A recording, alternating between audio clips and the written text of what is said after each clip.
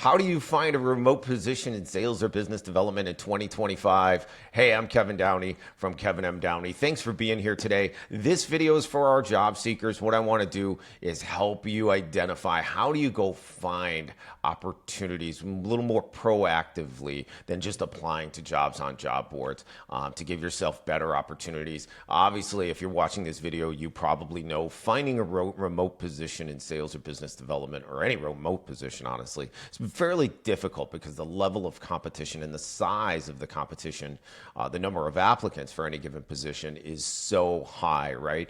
And if you're not aware of this, this is something you should know. When you take the average remote position with a base salary, call it 50, 75,000, 100,000 plus, really doesn't matter. And that's out there. When we're recruiting for clients, we can get hundreds of applicants per day, right? Hundreds. So if you think about a company's HR department, or even if they have internal recruiters, they're getting hundreds, maybe even 1,000 inbound applications for a position per day. That's a lot of people, right? It's a lot of people to look at. So what do they do to solve that problem? Well, they use applicant tracking systems, to the algorithms in there to scan resumes and look for keywords, and then it gives a percentage match, and then they only look at the resumes that are the highest matches so that they reduce the number of people they have to look at. So one of the things you have to understand is if your resume, your background does not exactly match what they are looking for in the position, you're never even going to get looked at. Your resume is not even going to get looked at, right?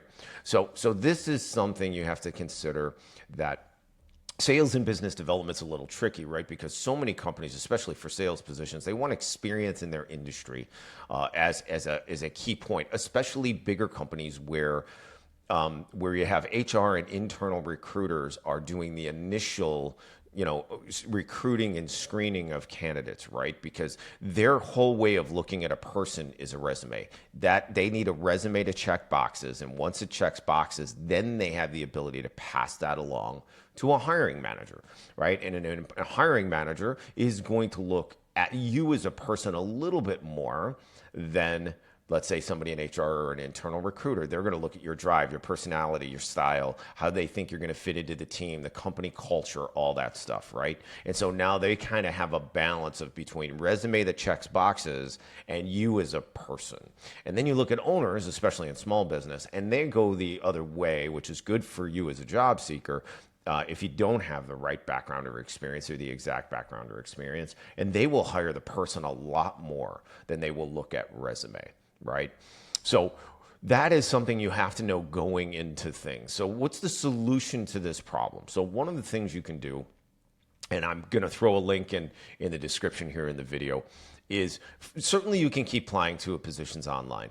But I will tell you that if your resume does not have sales or business development background, when you apply to those positions, if they are remote, you are going to be a needle in a haystack, and you are probably not going to get any looks.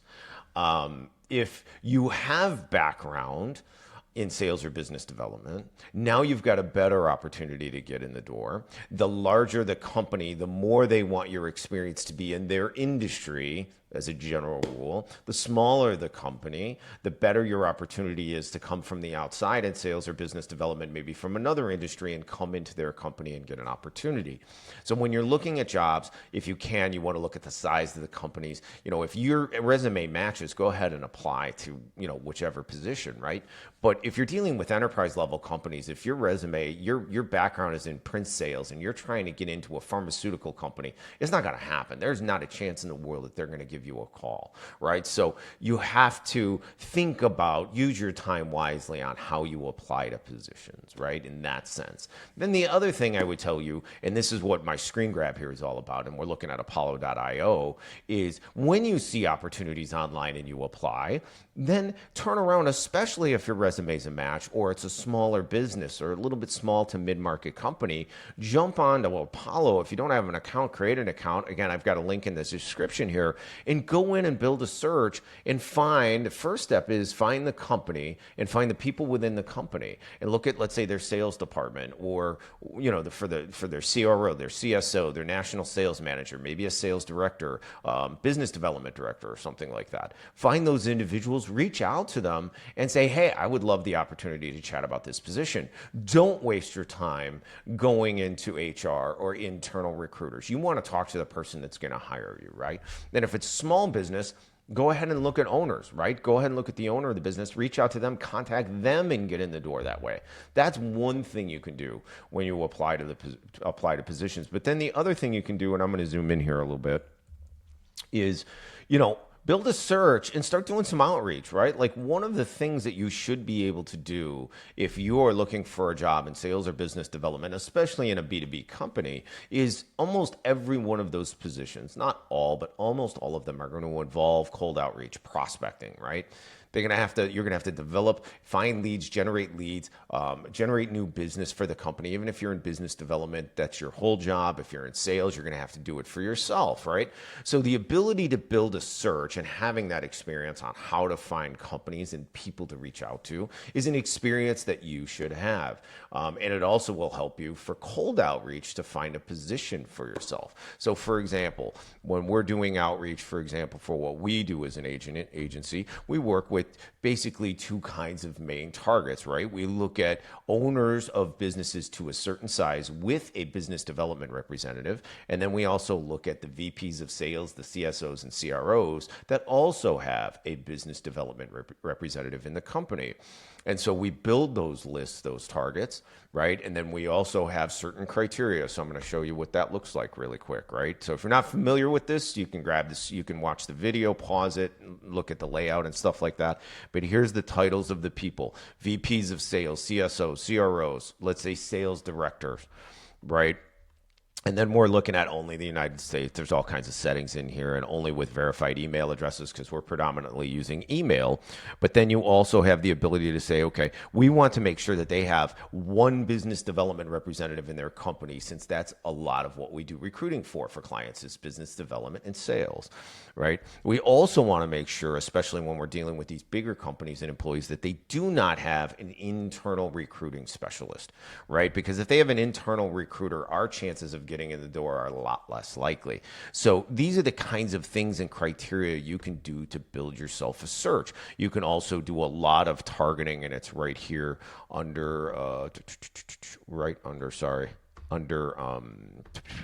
I lost my screen as to where I was here. Under industry and keywords, right? You can put in industries, you can put in keywords to identify the type of company. Now, in our case for recruiting, if they have a business development person, it's industry agnostic, right? So we really don't care what industry they're in. But most of our clients, when we're building searches for them, when you go in, if you build a search for yourself so that you can do some cold outreach and reach out to some people, right, you're going to want to probably do some focusing by industry. If you are industry agnostic, if that isn't a concern for you, then I would recommend that you pare down your list. Remember, we're doing email, so we're looking for much higher volume. You're looking for a very low volume of people. I would then target by geography, right? So your ability, even if you're looking for a remote position, the fact that you're close by, within arm's reach of the company, has value, right? So if you're going to do outreach for yourself, you're going to build yourself a list, let's say again, of VPs of sales, CSOs, CROs, and sales directors, for example.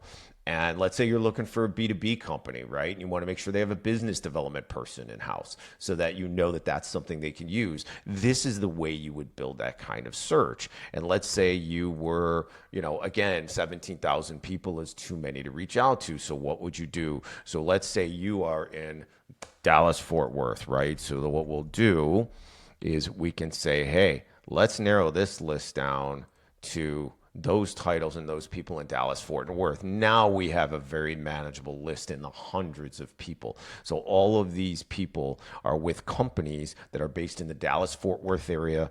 Let's say you're in that area. So VPs of sales, CSOs, CROs, sales directors, and they all have a business development representative, and none of them have an internal recruiter, right? You could take out that for example, the internal recruiter thing, because it wouldn't matter for your purposes. But at the end of the day, this is the kind of thing you can go in and do. Build a search by industry, by geography, both. Put the titles of the owners in there. Put the titles of the hiring manager level people, VPs, directors, maybe managers if you're reaching out to really big companies. Build that list, right? Save it and then start doing your cold outreach. All the phone numbers, all the data is in here. This is you can do a free account, but there's very, very low cost to Apollo.io to use it in that fashion. And you can sit here, you can save a contact, call them, and you can reach out to them and do this time after time after time. And it doesn't take very long to give yourself some opportunities. Okay. Last thing I would tell you is that when you are interviewing with a hiring manager or an owner, when we're talking about sales or business development, what do they want to hear from you? What do they want to know that you are going to be able to do? Almost always, unless we're talking again of scheduled appointments for sales in B2C, like home, in home sales, stuff like that. But when we're talking about most companies in B2B, we're talking about you have to be able to do prospecting. You have to be able to do cold outreach. So what do they want to hear from you? That you understand how to build a prospect list, that you understand how to pick up the phone, do outreach, build yourself a process to generate leads and ultimately for yourself, but even appointments for, let's say, the sales team if you're a business development representative. That is how you are going to show them that you are a value, you are an asset right out of the gate, and you can do what they need you to do. Okay. So hopefully that helps you. If you have any questions, reach out to us, kevinmdowney.com. Thanks for being here today. Really appreciate it. Best of luck in your job search, and we'll talk to you soon. Thanks.